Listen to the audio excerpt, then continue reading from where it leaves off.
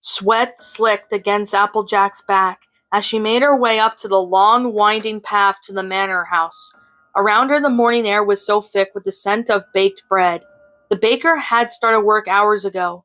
Applejack had passed by on her way to the manor to see the pink mare hurrying around at the bakery window. Seeing her buoyant neighbor did a little to lift her spirits. Nothing did on these days. The manor of house spires reached high to the sky, as if to prove that no earth pony could ever hope to match the grandeur of the unicorn architecture. The Applejack's chest tightened with every step, but she pushed her resentment aside. She was strong, and strong ponies did their journey. She did her family's support, and that meant paying her the time to the Unicorn Lord, no matter how much it stung. When she was within the gates, she was greeted with her usual sneers and jeers from the Pegasi stationed there. They hovered in the air with their wings spread wide, eyes gleaming with condescension. "Look what we have here!" The Pegasus mare flowed down beside Applejack's cart. Her bright yellow coat shimmered in the early morning light, striking her red mane bounced with emotion, dragging her sad little wagon full of apples, like anyone with taste actually wants them. She wrinkled her nose, glancing disdainfully at the baskets piled high with fruit. Ugh, apples. Honestly, could there be even more boring, awful thing to eat? Applejack's jaw tightened. "They ain't for you, Strawberry Sunrise," she said evenly, pulling her cart closer to the manor gates. "They're a part of the tea." Strawberry Sunrise snorted and gave Applejack a mocking grin. "Tweety or not, it's a crime against good food, honestly. I pity the ponies who have to eat these four little things." She plucked an apple from the nearest basket and with her wing and held it up, gagging as if it were rotten fish. "You really think these are worth anything? The unicorns probably tolerate you because you're so pitiful." Applejack and the bit in the inside of her cheek to keep herself from snapping back. Strawberry Sunrise had a way of making her lose her cool when she could not afford to. With great effort, she had kept her focus on the path ahead, refusing to give Strawberry Sunrise the satisfaction seeing her flinch. "I've got my teeth, like I'm supposed to," she said, her voice steadily desperate in bitterness she felt. "Let me through. Lord Finlart would want them." The Pegasus stallion smirked, circling around Applejack like a predator seizing up prey. His teal coat, long legs, and tousled golden mane made him look more feminine than most male guards.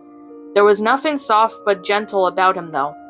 "Oh, I'm sure Lord Finhart would want them," he drawled, toning dripping one with mock sympathy. "But not without a little show of gratitude first, don't you think?" His smirk whitened. "After all, it's not every day we let your kind waltz up to the manor. You may be useful for something, but don't go thinking we'll ever forget your place." Strawberry Sunrise snickered. "Saphir's right, you know." She spun the apples that she'd taken from the wingtip like a toy. "It's not about the apples. They're awful, by the way. It's about remembering who's in charge. You dirt ponies should be grateful we even tolerate you." The sneers from the two Pegasi were sharp as daggers. Applejack's teeth ground together as she tried desperately not to let her anger show in her face. "You all done talking?" she muttered, keeping her voice admirably steady.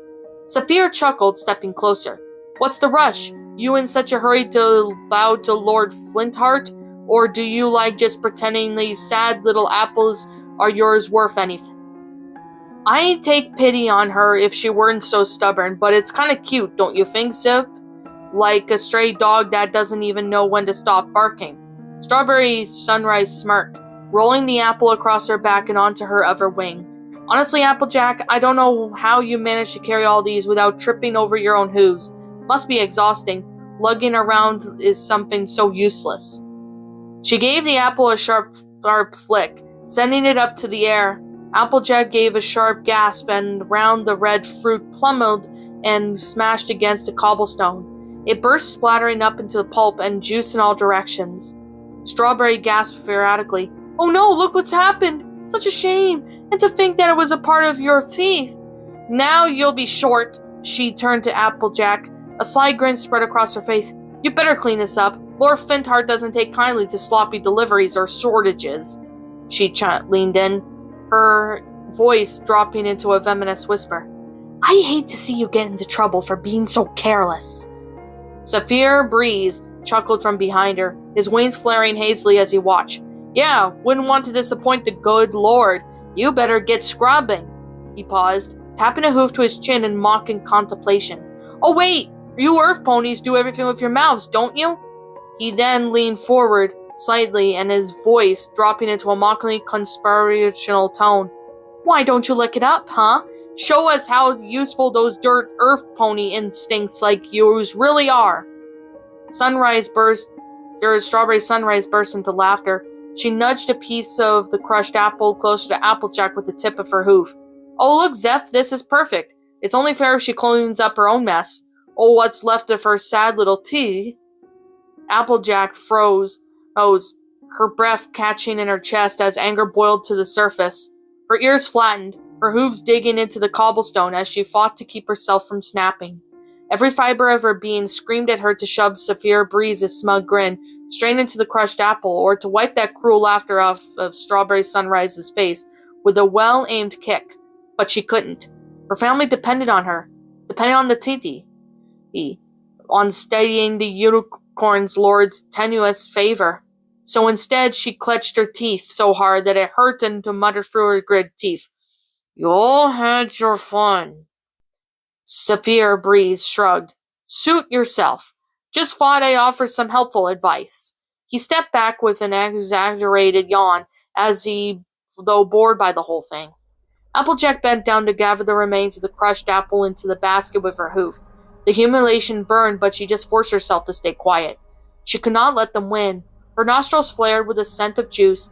The wasted apple made her want to lash out. Still she lowered her gaze, swallowing her pride as she cleaned up what she could, her chest burning with frustration and shame. Applejack's green eyes burned with frustration, but she refused to react. She couldn't. Lord Flintheart and his court demanded their titty, and she showed weakness now. It would only make things worse. So she endured, because that's what earth ponies did.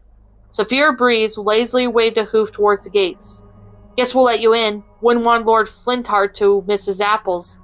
Even if they're nothing special, Strawberry Sunrise snipped. Go on, Dirt Pony. Try not to scuff up the place with that farm grime. With a click of the latch and the push, the gates creaked open, revealing the sprawling manor grounds beyond.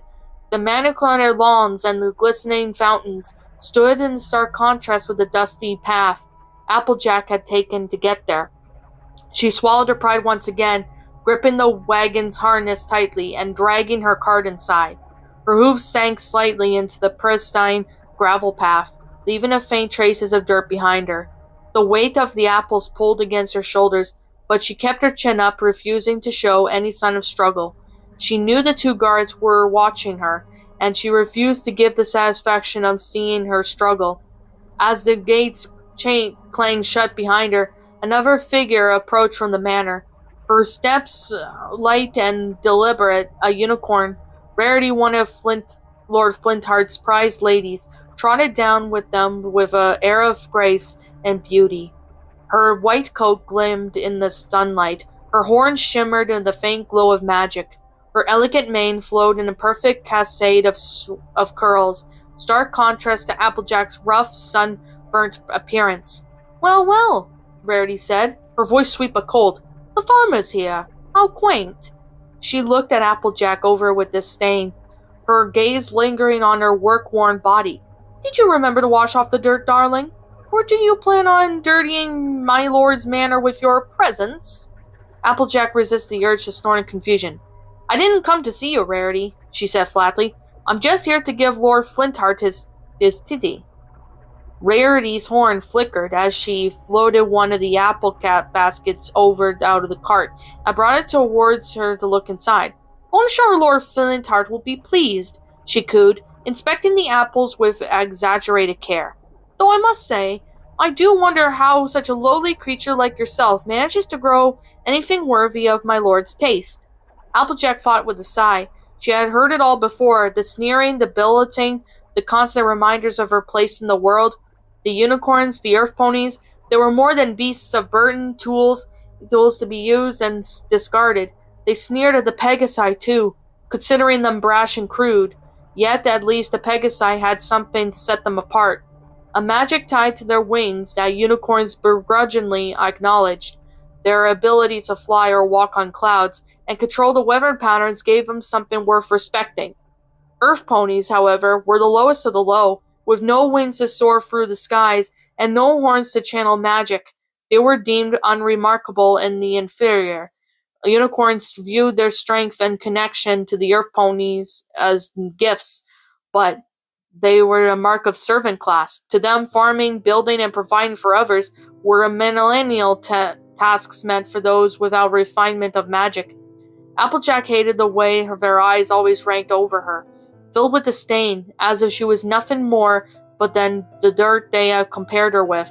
She hated the condescension in their voices, the way they dismissed her worth without a second thought.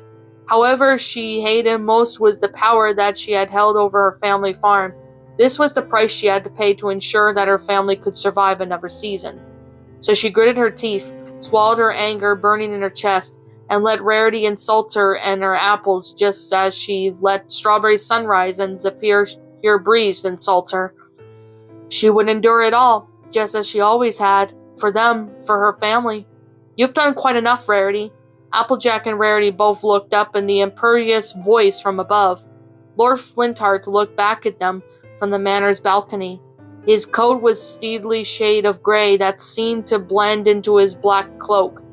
When he stepped down with the marble stairs, his hoof steps were so soft that Applejack could barely hear them. Leave the poor creature to her task. She's a good little servant, after all. Thank you, Lord Flintheart. Applejack kept her voice flat, though the weight of his condescension was unbearable. Would you like me to unload my Dida? No need. Lord Flintheart's horn lifted up effortlessly as they left all the baskets of apples from the cart to empty into a bin carried by a pair of earth pony maids. Applejack had not noticed until that point. Lord Flintheart deposited the now empty baskets back into her cart. There now. Thank you kindly, my lord. I'll be on my way then. Rarity stepped forward with a haunting expression that was too intense to be real, clearly putting on a show for her lord. Next time, darling, do be sure to bring something more substantial. 5 baskets, really? We would like to see more impressive offering such important ponies like my lord. Her polished tone was just as cutting and gleam as her horn. The words meant to sting as much as to impress. Applejack nodded curtly. She had long since grown tired of the way they demanded more and more, but what could she do? She had no choice. Lord Flintheart watched the exchange with a pensive expression. That little sister of yours, what's her name again? Applebloom? She's growing older, isn't she? He stroked his chin, voice low and deliberate, as he mused aloud. Perhaps next year, instead of these merge baskets, I demand her labor part of your family as Tida. The bright young maid, might prove her far more useful around the manor than a few measly apples. Applejack's breath caught in her throat. She had heard rumors, horror stories really, of how Lord Flintheart and the unicorns who had lived in the manor treated like their maids, especially with the young and scarred ones. The idea of Applebloom being subjected to that. That's, she started, but quickly snapped her mouth shut. What could she say without the risk of making things worse? She lowered her gaze, her mind racing as she fought to keep her emotions in check. She would protect Applebloom no matter what the cost, but for now all she could do was endure. With a polite nod, Applejack turned and made her way back through the gates and back down the path to town. Her legs were so heavy with frustration, but she forced herself to keep walking. She wasn't going to let their cruelty break her. Not today. As she trotted back down the long winding road, her mind turned inward, towards her farm and her family. She would work harder, as always. She carried the apple with her pride, even if the world treated her nothing more than just a tool of their gain.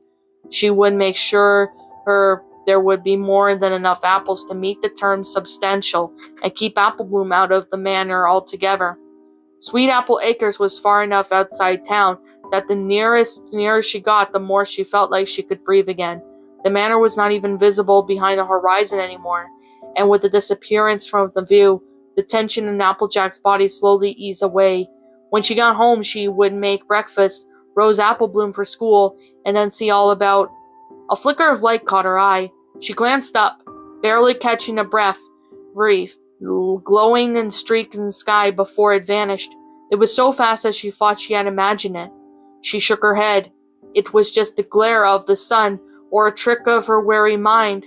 A thunderous explosion shattered the quiet.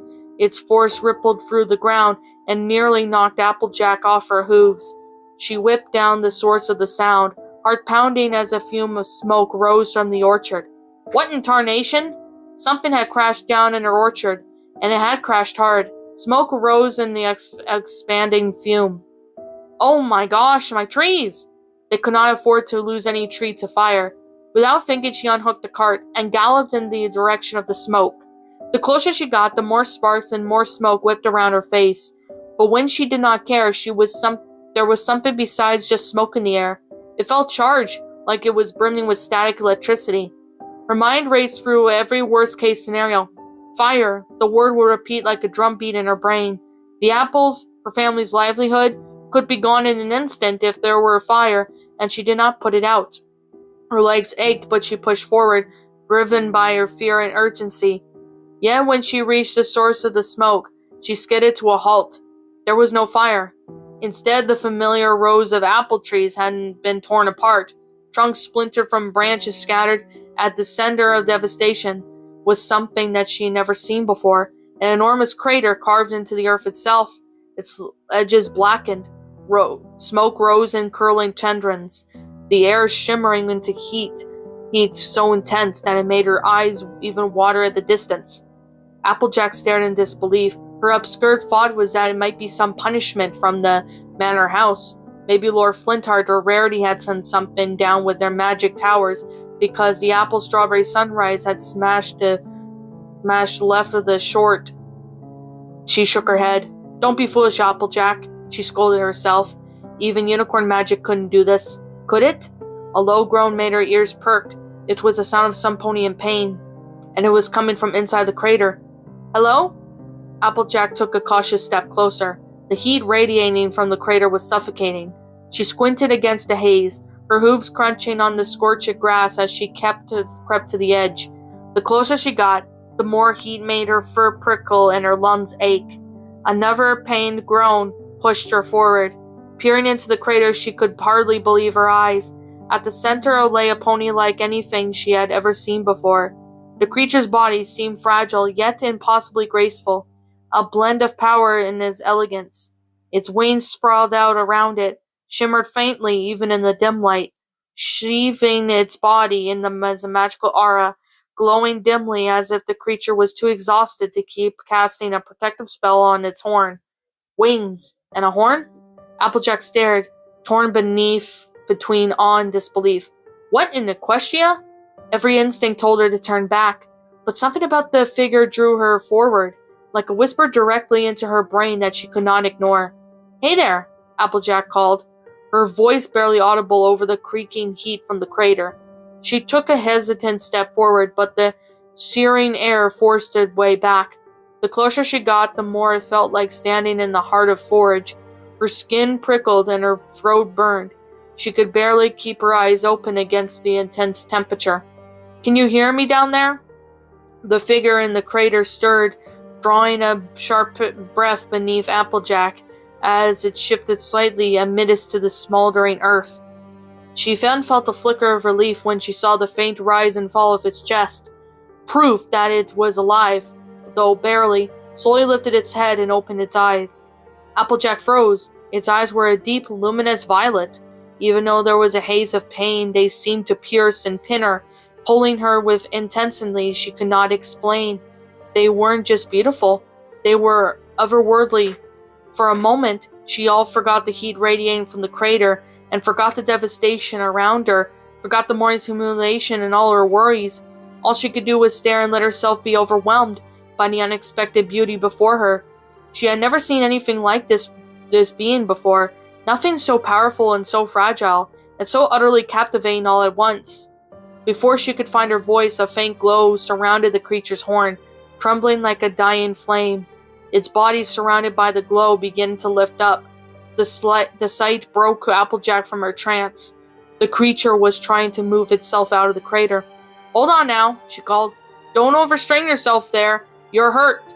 The being's horn flared brighter. Its body floated upwards, wings dangling limply behind it. The one's glimmering feathers were charred and faltered, and the joints bent at the unnatural angles. Deep slashes crisscrossed, and the being's sides, oozing blood that dripped onto the scorched earth below with a hiss. Oh my gosh! The creature managed to levitate itself just past the crater of the edge before the magic faltered and fell to the ground. Applejack darted forward, her instincts overriding the heat still radiating from the figure. She caught it just before it hit the dirt, her forelegs wrapping around its trembling frame. Whoa there, Sugar Cube! The being was alarmingly light in her hold, its broken wings limp against her sides. Its head lolled weakly and its breaths were shallow. "You're hurt bad," Applejack murmured, her heart still aching at the sight. The being's eyes fluttered open, locking with hers once more. These violet eyes, though clouded with pain, held a depth that seems endless, beautiful, haunting, and burdened by something far greater than she could fathom. The creature's cracked lips parted, and it spoke in a husky voice that might have been a beautiful once. "I tried." "Tried? What?" Applejack leaned closer, instinctively tightening her nod as to anchor the being to the moment. "No, wait, don't try to talk, Sugar Cube. You're here real bad."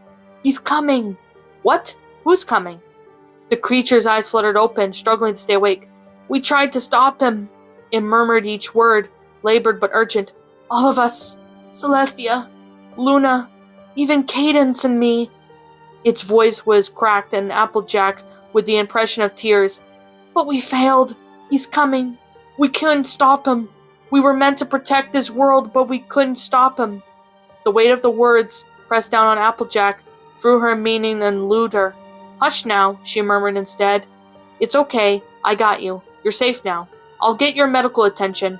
My granny is the best medicine mare at this side of anywhere." "You don't understand," the being murmured, beautiful eyes sliding shut. "You're mortal. Of course, how could you ever understand?" "Mortal?" Applejack echoed. "Silly, well-meaning Merle pony," the being whispered, the low lolling forward against Applejack's chest. "He's coming."